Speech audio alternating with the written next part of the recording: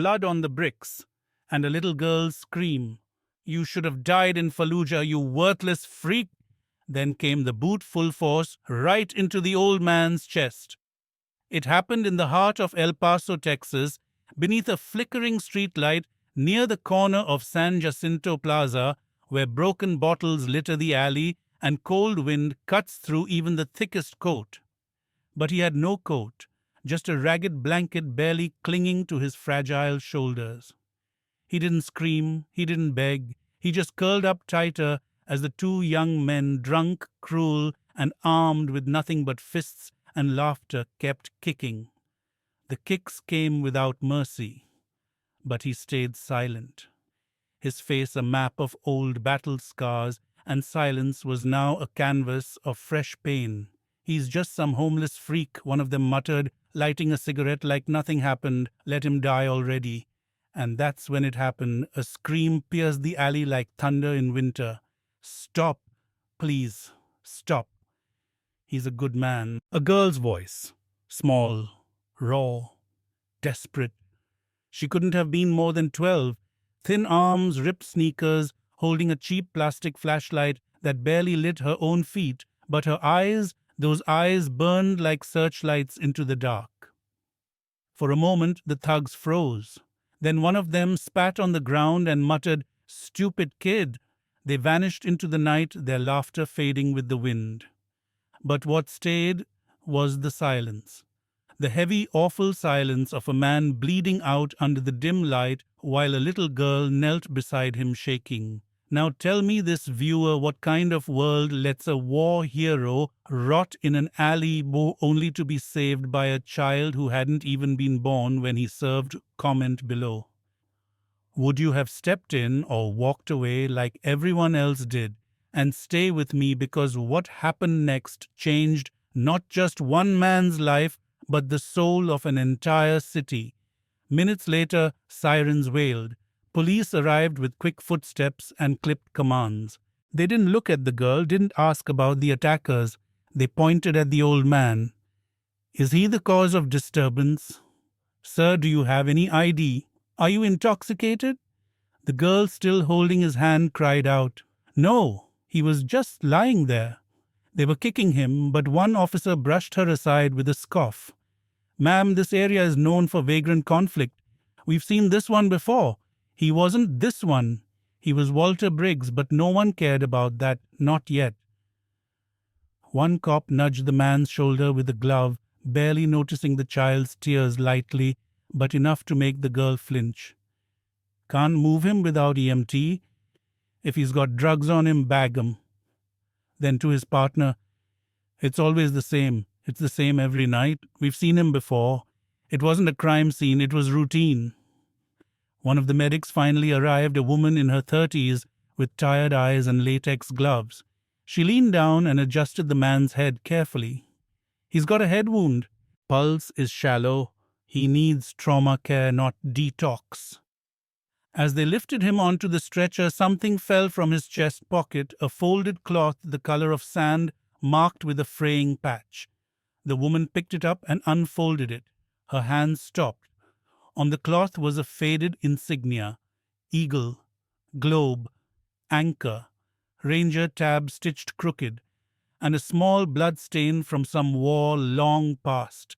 She whispered, barely audible, This is Marine Special Forces." The police officer blinked. So what could be anyone's? But the woman wasn't looking at him anymore. She was staring at the man on the stretcher, his body broken, but his jawline still hard as stone, his fingers curled like they were clutching a rifle, his eyes flickering open for just a second, trying to find the girl. She rushed over. "Sir, can you hear me?" He blinked again. He tried to speak. Nothing came out, but his hand moved toward his chest, searching for something. When he realized it was gone, his body went still. The medic gripped the patch and whispered, "I'll keep it safe. I promise." As the ambulance doors closed, the girl, Sophia, stood beside her mother, who had finally arrived and wrapped her in a blanket. Teresa, mid-30s, hair frizzy from a shift at the diner, looked back at the scene with trembling lips. Is he going to be okay? Sophia asked. Her mother hesitated. I don't know. They watched the ambulance disappear into the night. Back in the alley, the police rolled up their tape and made their report. Unidentified male, possible substance abuse, no criminal charges, no suspects in custody, case closed, case closed. But not for Sophia, not for the woman with the ranger patch in her pocket, and not for Walter Briggs, not yet, because the truth was still buried, under hospital bureaucracy, under years of silence, under medals that were never pinned missions, never spoken, and wounds never treated. The system didn't see him, but that girl did. And if you're still watching this, tell me in the comments, when was the last time you looked at someone lying on the sidewalk and thought maybe they were once someone's hero? As the credits of this night began to roll, a new story was just beginning, one scream at a time. Cliffhanger. In the ER trauma bay. As nurses scramble and monitors beep, the same medic unfolds the cloth once more. She turns to the attending physician and says with dread and awe, this symbol, it's not just Marine. It's from Fallujah. 2nd Battalion, 1st Marines, Recon. They've been off the books for years. If you were moved by what happened tonight, leave a comment with the words, he deserved better. Let the world know we haven't forgotten.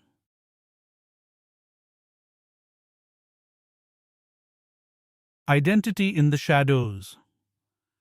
We cannot locate any insurance records.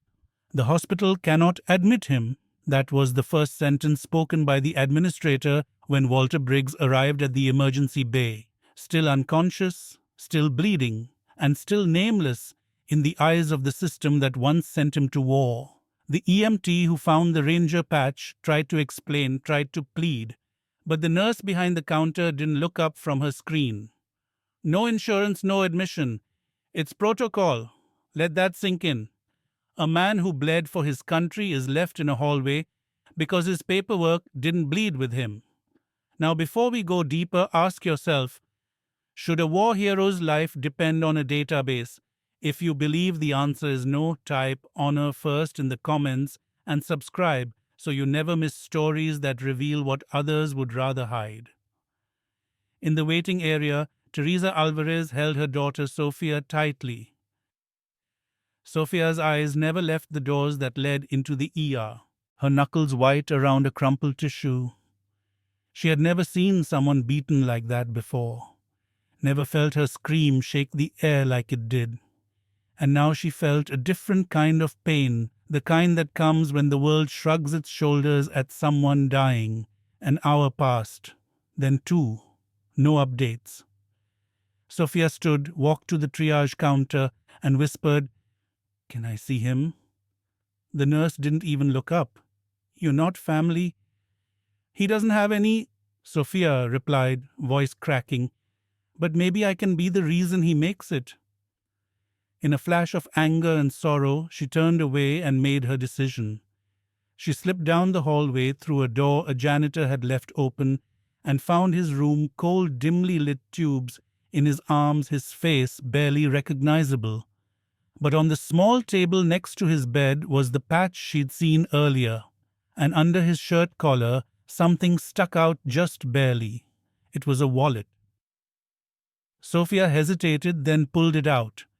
Inside were no credit cards, no cash. Just 3 things: a tattered VA card expired 10 years ago, a folded photo of 4 Marines in desert gear, one of them carrying another on his back under heavy smoke, and a letter brittle from time and sweat. She unfolded it. It was handwritten. Military paper. "To whomever finds this, my name is Walter Briggs. I served with the 2nd Battalion, 1st Marines in Fallujah. If I die nameless, know that I once saved 3 men, and I kept the promise. I brought them home. Semper Fi." Sophia stood frozen. The man in the photo, she could tell, was him, years younger, eyes full of fire. The man on his back, she recognized that face. It was on a plaque at the Veteran Memorial Park near her school. Without a second thought, she snapped a photo of it all. Meanwhile, outside, Teresa was being questioned by two police officers. Ma'am, why was your daughter in that alley? She was bringing food. Sometimes we hand out leftovers from the diner. And you allowed that. Teresa's patience cracked. That man is a veteran. He was being murdered in the street. My daughter saved him when nobody else would. One officer wrote it down. The other smirked. There's always two sides. Sophia came running out. He's not just any veteran. Look. She held up her phone, the image clear. The photo, the letter, the patch. The officer took a glance, eyes narrowing. Where did you get that? He had it on him. Why? You know him? The officer didn't answer. But he stepped away, made a call, low voice, urgent tone. Then something shifted. Suddenly security was told to let Sophia and her mother stay near the patient. The nurse who had refused treatment minutes earlier was now whispering into a phone, glancing over her shoulder with unease. That's when the hospital lights flickered. Not literally, but in the way people moved. Word was spreading. In a corner of the hospital, a janitor approached the nurse's station. He was in his 60s, clean-shaven, wearing old sneakers and pushing a mop bucket. But he wasn't just cleaning. He stared at the screen displaying the trauma list. When he saw the name Walter Briggs written in marker with unknown beside it, he went pale. He stepped away, pulled out an ancient flip phone and dialed. Tell Arden. It's him, back in the ER. Sophia opened her social media app. Her hands trembled as she typed, Does anyone recognize this man? His name is Walter Briggs. He served in Fallujah. He saved lives. Now no one will save him. Please share. She posted the photo, the letter, and the Ranger patch image. Then she waited. 10 minutes later, 1 share. Then 5. Then 100. A woman in Michigan commented, That's Staff Sergeant Briggs.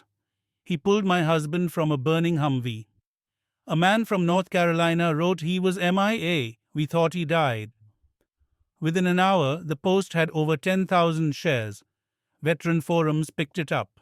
A retired Marine commander from Arizona reposted it with the words, I served with him. This man is not a ghost. He is a hero. Inside the hospital, the ER lead physician was called into a side room. A plainclothes federal agent was waiting. You've got someone under your roof who's classified as KIA since 2006. That's about to change. But he's not in the system. Then fix your system. The physician blinked. Sir, who are you exactly? The agent smiled faintly. Someone who owes that man his life. Back in the hallway, Sophia leaned against the wall, finally allowing herself to cry. Her mother gently rubbed her back. You did something brave, sweetie. I didn't do enough, Sophia whispered. Then the phone buzzed. A private message. From a verified account, it read, I owe that man everything. I'm on a plane now. Tell him General Michael Arden is coming. Sophia showed it to her mom. Who is he? Teresa asked. Sophia looked at the door of the ICU. He's the one Briggs saved, and somewhere on that hospital bed, Walter Briggs exhaled, just barely, as if some part of him, buried under years of silence, finally knew he had been seen. Cliffhanger, ending, in the quiet of the ICU. The nurse reviewing the security log gasps. Ma'am, we may have a problem. Someone tried to delete this man's file from our system, not years ago, an hour ago. Who would try to erase a hero from history and why? Subscribe now so you don't miss what's coming. And if you believe some names should never be forgotten, type, I see him now in the comments.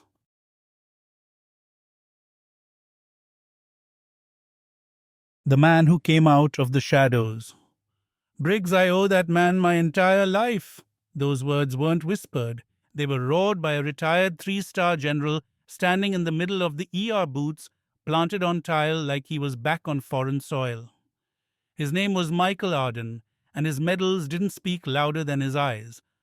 Those eyes had once seen Briggs carry him through gunfire in Fallujah. Now they saw him lying half dead in a hospital that nearly turned him away like garbage. The hospital staff froze, some out of fear, some out of shame. Arden's presence was like a detonation shattering the cold silence that had buried Walter Briggs for nearly 2 decades. "You left him in a hallway," he said, turning to the head physician. "You refused care. You let a 12-year-old carry his dignity when none of you would lift a finger." The nurse, who had first dismissed him, stepped back, hands trembling slightly. We didn't know who he was. That's the problem," Arden snapped. "You never asked." And now, the world was about to know. Outside cameras had already begun gathering. Journalists who picked up the viral post now huddled at the entrance. Some still thought it was fake. Others smelled something bigger. What they didn't know yet was that someone inside had tried to delete Briggs's file. Yes, delete it. The federal agent who arrived in part 2 now stood quietly near the nurse's station phone to his ear. "Sir, we've confirmed it. There was an attempt to scrub Briggs from VA databases this morning. That's not an error, that's a cover-up. But before we dive deeper, pause and ask yourself, why would anyone want to erase a war hero's name? Drop. I want the truth in the comments if you believe the world deserves to know what they tried to bury." Meanwhile, inside Briggs' ICU room, something shifted. Walter stirred. Just a flicker of muscle. The doctor leaned in. "He's regaining consciousness." Arden walked in slowly. He didn't salute. Not yet. He knelt beside the bed, gently placed a wrinkled photo next to Walter's hand, the same one from the wallet. "You brought me home, Walter. You carried my body out of fire while you were bleeding. Now I'm here to carry you back to the light." Walter opened his eyes, dry, foggy, then clear. A single tear slid down his temple, not because of the pain, but because someone remembered. Back in the hallway, the nurse who had scoffed at him, Maria Elston, watched the monitors. She tried to ignore the whispers growing louder, but one voice hit harder than the rest. It was the federal agent. "You're Maria Elston, correct? You processed the intake." "Yes," she replied stiffly. "Why did your access ID show up in the attempt to delete the patient's identity from our database?" Her eyes widened. I didn't delete anything. I just followed procedure." He narrowed his gaze. "Then explain this." He turned his tablet to show a digital log, her name, her login, a time stamp. 20 minutes after Briggs arrived, Maria's knees buckled slightly. "I was told to," she whispered. "By whom?" No answer. The camera in the hallway blinked red. Security had been recording, but someone had also tried to wipe the footage. The cover-up wasn't just about bureaucracy, it was personal. Someone wanted Briggs forgotten, erased. Why? And then came the first real clue. Sophia, scrolling through the growing comments under her post, noticed a message from an anonymous account. He wasn't just MIA, he was marked non-compliant. He refused to keep his mouth shut about Fallujah Black Site Echo. She turned to her mom. "What's Black Site Echo?" Teresa frowned. "I've never heard of it." The agent's ears perked up. He stepped over. "Where did you read that?" Sophia showed him. He stared at the message for a long time, then muttered, "That explains it." He turned back to the security logs and made another call. "Get me everything we have on Operation Dust Mirror, and notify a government agency archives. We might have a national embarrassment on our hands." Meanwhile, in Briggs's room, Arden took Walter's hand. "They didn't forget you, brother. They buried you, and now they're going to answer for it." Walter's voice rasped, cracked, and barely audible. "I told them what we did, what we saw. They told me, forget it or disappear. And he did disappear. Until a little girl screamed. Arden stood and walked out of the room, into the cameras now forming outside, flashbulbs, questions, live feeds. He didn't blink. He looked directly into the first camera and said, Walter Briggs is not a vagrant. He is not a nobody. He is a United States Marine who saved lives in one of the bloodiest campaigns this nation ever waged, and someone tried to erase him. I want a congressional hearing. I want names, and I want every single American to know what happened to this man. The room fell silent. Until a reporter asked General, what does this mean for the VA? He paused. It means they have blood on their hands, and the public should demand they wash it. Back inside, Maria Elston was quietly escorted from the building. Her badge revoked, her phone seized, but her damage was done. As the sun set on El Paso, candles were lit outside the hospital gates. Veterans from all over Texas arrived, some limping, some in wheelchairs, some standing tall in dress blues. They came not to protest, but to stand watch, a silent vigil, for a man who had once been forgotten. Inside, Walter looked out the window. His eyes caught the flickering flames, and for the first time in years, he allowed himself to believe that his silence had meant something, believe that honor hadn't died. Cliffhanger. At that moment, a nurse entered holding a sealed manila envelope. She handed it to Arden. This came from the Pentagon. Marked urgent, eyes only. Arden opened it. Inside was a single sheet. It read, Briggs was never supposed to resurface. If he speaks, you'll both be silenced. The general looked at Walter. Looks like they're still afraid of you, old friend. What exactly did Briggs witness in Fallujah, and who still wants him gone? If you believe truth should never stay buried. Comment, bring it to light and stay with us, where this story becomes something far greater than just one man.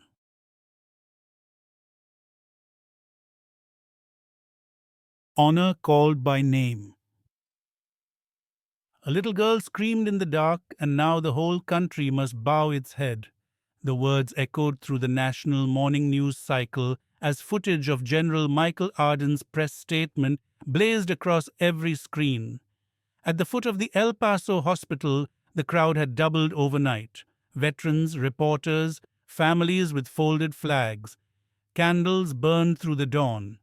And the question on everyone's lips wasn't just who Walter Briggs was, but why the government tried to make sure no one ever knew. Inside the hospital, Walter sat up for the first time in days, his breath labored but steady. Tubes clung to his chest, but the fire in his eyes burned brighter than any IV drip could dull. On his lap was a printed screenshot of the viral post Sophia had written. Over 3.2 million shares. Thousands of comments, dozens of first-hand accounts from veterans who remembered his name, his actions. People who never got the chance to thank him. And now the world was watching. But Walter wasn't smiling. He was quiet, still. And when Arden entered the room with that sealed envelope, something in Walter's face changed.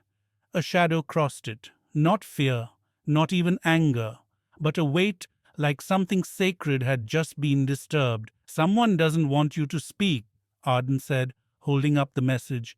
If we go forward, they'll come after us both. Walter looked at him for a long moment. Then he said, voice dry as sand. Then we speak louder. What happened next, no one could have predicted. A call went out to the media.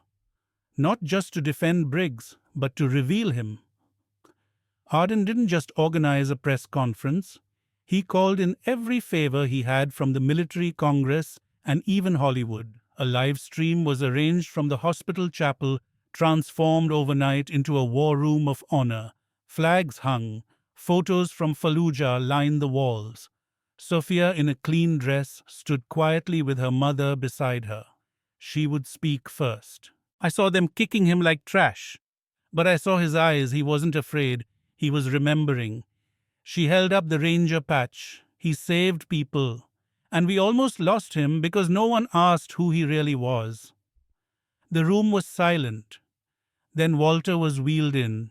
He wore no uniform, just a simple shirt. On his chest, pinned by Arden himself, was the ranger insignia cleaned and restored. "I have no rank anymore," Walter said, voice stronger now. "But I still have my truth. In Fallujah, we saw things, did things that don't sit right. We were told to keep it quiet. When I refused, my file disappeared. My pension vanished. My name was erased. I've been on the street since 2011. Gasps. He continued. The VA rejected my claims 3 times. Each time they said my injuries weren't combat related. I had the scars. I had the documentation. But one day, it all vanished from the system. You want to know why? He looked at Arden. You remember Black Site Echo? The general nodded grimly. Now the room was electrified. Briggs leaned forward. We recovered prisoners there. Civilians, not terrorists. I filed a report. The kind that makes careers end.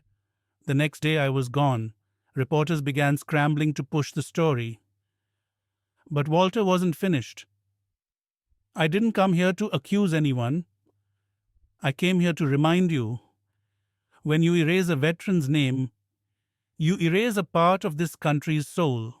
But it only takes one person to remember, and that person was a child. He turned to Sophia. You reminded them what honor means. Sophia's eyes welled up. The clip hit the internet less than an hour later. Within 3 hours, the Secretary of Veterans Affairs issued an emergency statement. Walter Briggs would be granted full restoration of benefits, his discharge status would be reviewed for reclassification, and the department would begin an internal investigation into the alleged data deletion and cover-up of classified operations. But it didn't end there. Across the country, veteran centers began sharing stories of others like Briggs forgotten, erased, invisible. Some alive, many not. The hashtag #MyIamWalterBriggs trended for 72 hours. People began placing candles and photos on bus benches, park corners, and sidewalks, each marked with the same inscription, "Here sat a forgotten warrior until someone asked his name." In El Paso, community leaders came together with military support to create something that had never existed before, a veteran honor kitchen. It would serve warm meals to veterans every day, no questions asked. And it would be run in part by Teresa Alvarez, Sophia's mother, who had quietly left her job at the diner to join the cause full-time. Sophia, meanwhile, received a letter hand-delivered by a Naval Academy liaison. She had been awarded the first-ever honor citizen scholarship established in Briggs's name for extraordinary moral courage in the face of public indifference. But perhaps the most powerful moment came quietly 2 days later. Walter sat outside the hospital, sun on his face, surrounded by veterans from 3 generations. One by one they stepped forward, not to shake his hand, but to salute. And when they were done, Walter looked down at the new badge clipped to his chest. It read, "Walter Briggs, recognized. Allah." Remembered, cliffhanger. As the ceremony wrapped up, a courier handed Arden another envelope. This one bore a seal, Pentagon grade. Inside was a heavily redacted document titled Project Dust Mirror Subject DE02. On the last page, reactivated status, pending, domestic clearance required. Arden turned to Walter. "They're not done with you, old friend. But this time they're not hiding it. Type, I remember him now. If you still believe a nation should honor its forgotten warriors, because in the next chapter, a single bronze statue will stop the silence and make an entire country look back."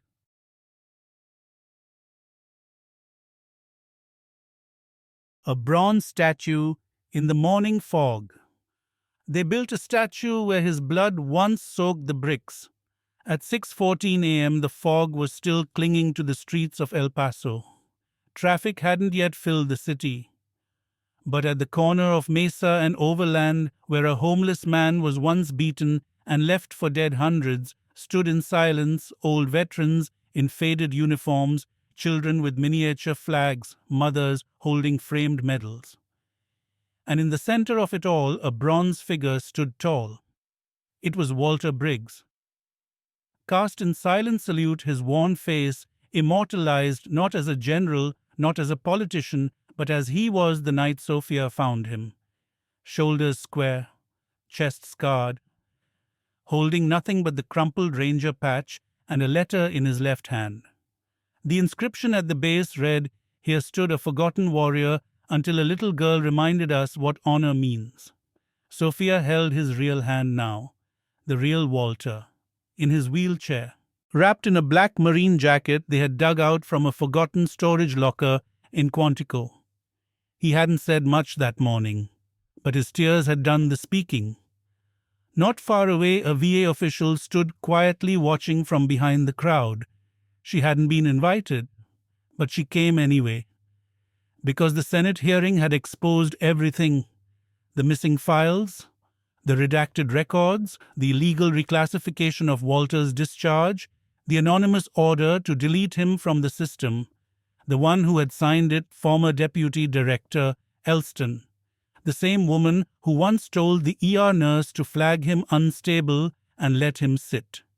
She had since resigned, under investigation, her pension revoked.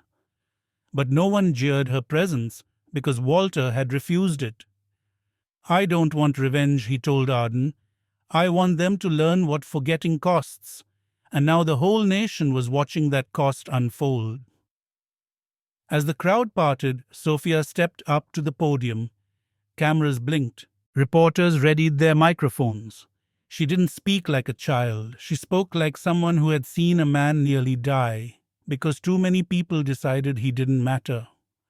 "This statue isn't about Walter Briggs," she said. "It's about how easily we walk past people we think are broken. It's about the cost of not asking names, of assuming pain is deserved." She turned to the statue. "He wasn't a symbol until someone nearly killed him, but he was a hero long before that." Then she turned to the crowd. "And there are hundreds more like him right now, on benches, under bridges, in hospital waiting rooms with no one to speak for them."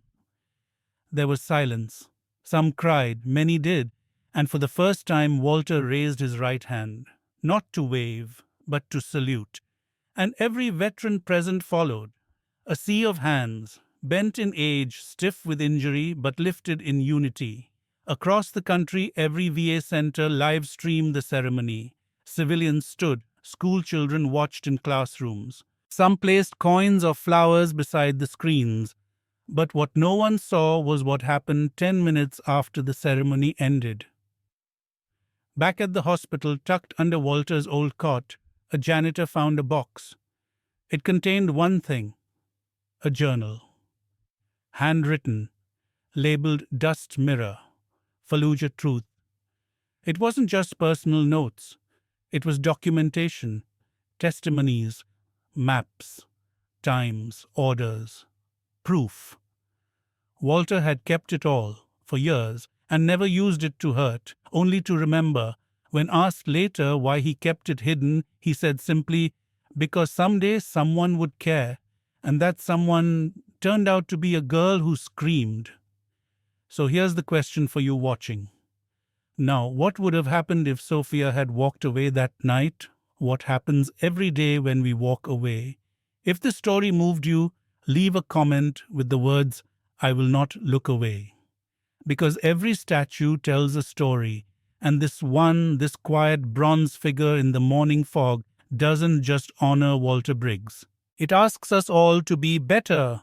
No one should have to scream to be seen, and no warrior should ever be forgotten. So the next time you pass someone who looks lost, ask yourself, what's their name? You just might find a hero.